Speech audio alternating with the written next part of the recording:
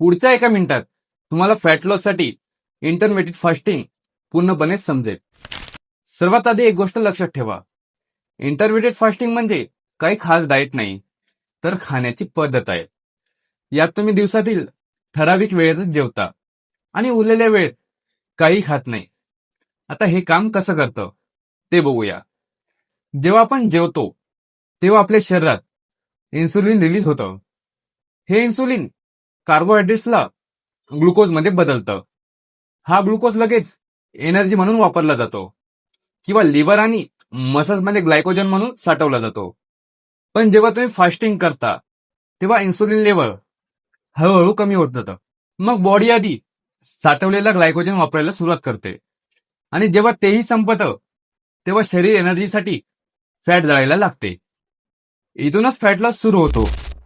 Intermittent fasting मधला सगळ्यात लोकप्रिय प्रकार म्हणजे यात तुम्ही 16 तास फास्ट करता. उदाहरणार्थ, रात्री 7 ते सकाळी 11 आणि उरलेल्या 8 तासात तुमच्या कॅलरी डेफिसिटनुसार 2 किंवा 3 मील घेतात.